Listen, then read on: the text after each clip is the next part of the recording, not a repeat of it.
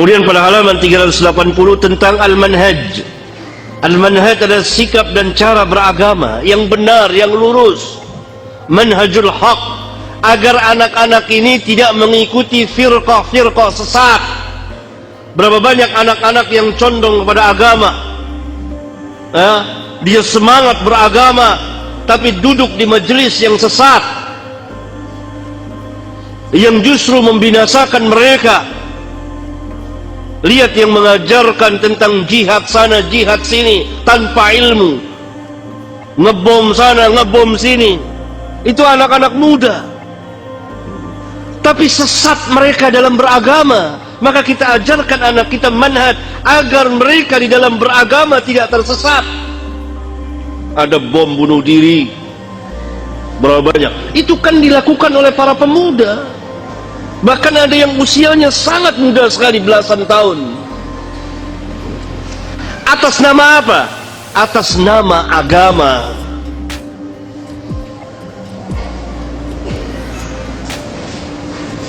Kenapa? Karena mereka diajarkan oleh para penyesat atas nama agama. Mereka diajarkan bukan oleh ulama, bukan oleh orang-orang yang berilmu. Hanya mengandalkan semangat, bermodalkan keberanian, tapi tidak berilmu. Akibatnya perbuatan mereka merusak Islam dan kaum muslimin atas nama agama. Bahkan mereka yakin bahwa yang mereka kerjakan ini benar.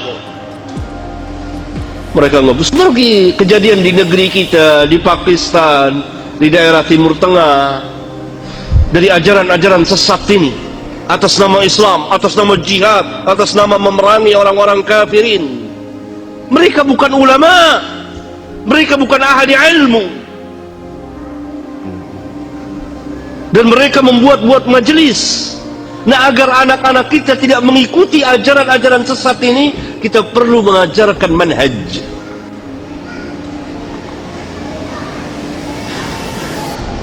Saya telah menulis sebuah kitab tentang masalah manhaj, itu Law Kana Khairan Lasabaquna Ilaihi. Barangkali kalau memungkinkan kita bahas di masjid ini, kalau mungkin, insyaallah ta'ala, supaya anak-anak kita dan kita tidak tersesat dalam beragama,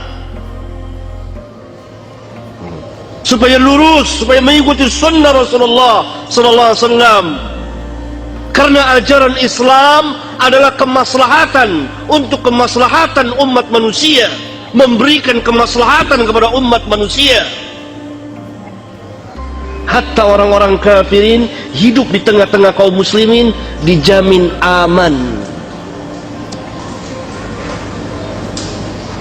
Bagaimana mungkin Islam mengajarkan perusakan tanpa hak, membunuh tanpa hak, menumpahkan darah tanpa hak, merusak bangunan dan jalanan, sedangkan sebuah duri yang ada di jalanan kita singkirkan merupakan bagian dari keimanan. Kan Nabi SAW bersabda, iman itu mempunyai 60 cabang lebih, dalam riwayat yang lain 70 cabang lebih. Ini dalam riwayat Bukhari dan Muslim. Dalam salah satu riwayat Imam Muslim, yang tertinggi kalimat La ilaha illallah, yang paling rendah imatatul adza anit tariq, menghilangkan gangguan dari jalan, berupa duri, paku, ajan. Lihat, bagaimana mungkin Islam mengajarkan perusakan kalau sebuah paku yang ada di jalan diperintah untuk kita singkirkan agar tidak terkena manusia yang jalan di jalanan tersebut. Luar biasa ajaran Islam. Dan agar lurus ini kita belajar manhaj.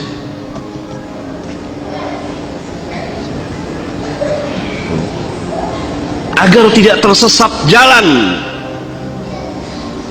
Karena ketika terjadi kebangkitan kembali kepada agama, berbagai manusia kembali kepada agama, akhirnya sebagiannya tersesat di dalam memahami, kemudian mengamalkan, kemudian mendakwakan agama, maka terjadilah apa yang telah terjadi pada sebagian dari kita. Disebabkan apa? Kesesatan di dalam memahami din.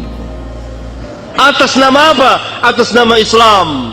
Dan hal ini diambil kesempatan oleh musuh-musuh Islam untuk merusak Islam. Bahkan mungkin mereka menyamar jadi kaum muslimin. Akhirnya Islam yang rusak akibat perbuatan sebagian dari kaum muslimin, kemudian diambil alih oleh musuh-musuh Islam atas nama Islam, membuat kerusakan di mana-mana. Karena telah diperbuat pertama kali oleh, atau telah diberikan contoh oleh sebagian kaum muslimin, atau dilakukan oleh sebagian kecil kaum muslimin. Karena itu Islam bersama para ulama'nya berlepas diri dari perbuatan-perbuatan yang seperti itu. Nah, pemuda-pemuda ini belajar agama dari orang-orang yang tidak mengerti agama. Saya punya pengalaman tersendiri.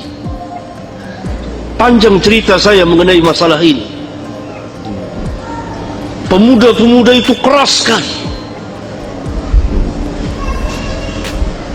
Mereka mengkafirkan sana, mengkafirkan sini, atas nama Islam, atas nama jihad. Semangat. Mereka sholat, mereka ahli ibadah, tapi bodoh. Semangat, tapi jahil. Berani, tapi tersesat jalannya. Belajar, tetapi kepada orang-orang yang jahil, bukan ulama. Mereka membaca ayat-ayat Al-Quran dari awal sampai akhir, tapi ayat-ayat itu tidak sampai melewati tenggorokan mereka, hanya sampai mulut saja. Mereka pahami sendiri. Ini akibat tidak adanya pelajaran man. Karena itu sejak lama, sejak saya tulis kitab ini, saya menganjurkan kepada beberapa sekolah atau katakanlah pesantren untuk ada kurikulum khusus tentang pelurusan cara pemahaman agama atau manhaj itu sendiri.